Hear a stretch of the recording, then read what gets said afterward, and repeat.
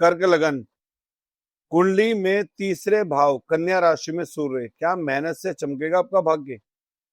नमस्कार मित्रों, मैं हूं आचार्य सुमित नेजा और आज हम बात करने जा रहे हैं कर्क लगन की कुंडली के ऐसे ग्रह योग की जिसे बहुत से लोग साधारण समझते हैं, लेकिन अगर इसे सही तरह से समझा जाए तो यह व्यक्ति की पूरी जीवन यात्रा का राज खोल देता है। अगर आपकी कुंडली में कर्क लगन है, तीसरे भाव यानी कन्या राशि में सूर्य बैठा है, तो आज का वीडियो आपके लिए बहुत ज्यादा महत्वपूर्ण होने जा रहा है। तीसरा भाव मित्रों क्या दर्शाता है?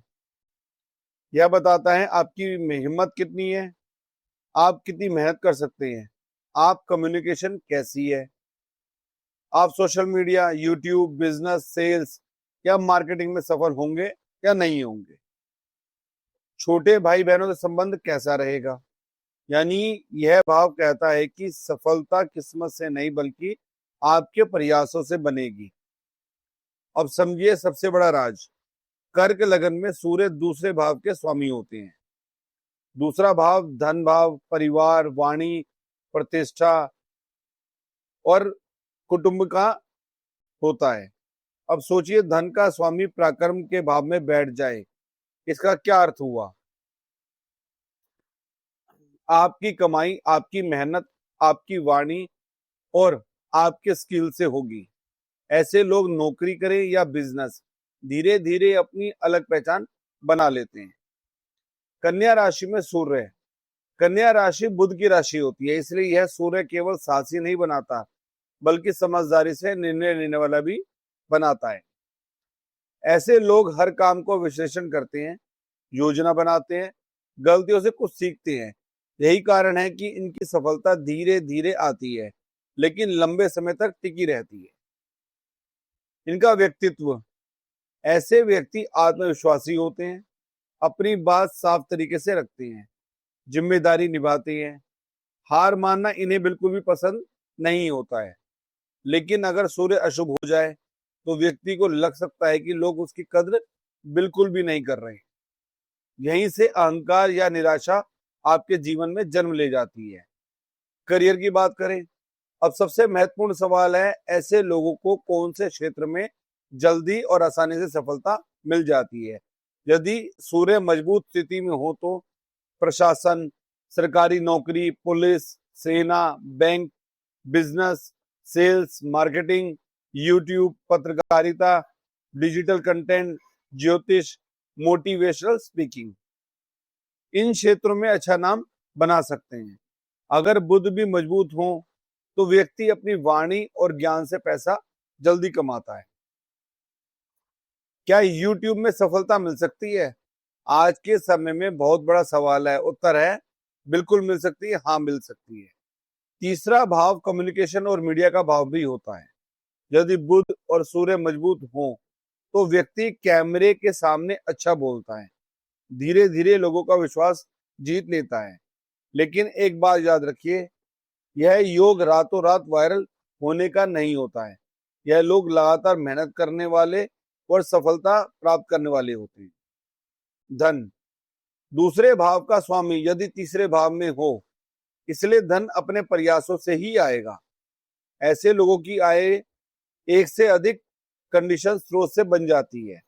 बिजनेस के साथ यूट्यूब, नौकरी के साथ कंसल्टिंग या कई प्रकार के अन्य आय के तरीके। भाई बहनों से संबंध, यदि सूर्य शुभ हो तो छोटे भाई बहनों का सहयोग बहुत जल्दी मिलता हुआ नजर आता है। यदि अशुभ हो तो विचार में मतभेद होना स्वाभाविक है, लेकिन केवल सूर्य देखकर निर्णय नहीं लिया जा सकता, पूरी कुंडली को देखना भी जरूरी हो जाता है। पिता, सूर्य पिता का कारक भी माना जाता है। यदि सूर्य मजबूत है तो पिता से प्रेरणा और सम्मान और प्रेम मिलना अच्छा रहता है। यदि पीड़ित है तो विचारों में अंतर आएगा ही आएगा, लेकिन इसका निर्णय केवल सूर्य से नहीं, नवम भाव और नवमेश से भी किया जाता है। जैसे कि सूर्य नारायण महाराज जहां पर बैठे होते हैं वहां से अपनी सातवीं दृष्टि को भी देखते हैं। सातवीं दृष्टि में मित्रों बैठे हैं, मीन राशि पे इनकी दृष्टि जा रही है जो कि भाग्य भाव है और कुंडली का 9वां हाउस है। भाग्य पर प्रभाव, एक महत्वपूर्ण बात, बहुत लोग कहते हैं कि सूर्य की सप्तम दृष्टि होती है शास्त्रीय वैदिक ज्योतिष में सूर्य को सप्तम दृष्टि नहीं माना जाता है, लेकिन तीसरे भाव से स्थिति सूर्य सामने वाले नवम भाव पर प्रभावित करती है। इसका अर्थ है भाग्य मेहनत के बाद ही खुलता है। गुरु और पिता का आशीर्वाद जीवन बदल सकता है। ऐसे लोग अक्सर 30 से 35 वर्ष की आयु के बाद अधिक स्थिर और सफल हो जाते हैं।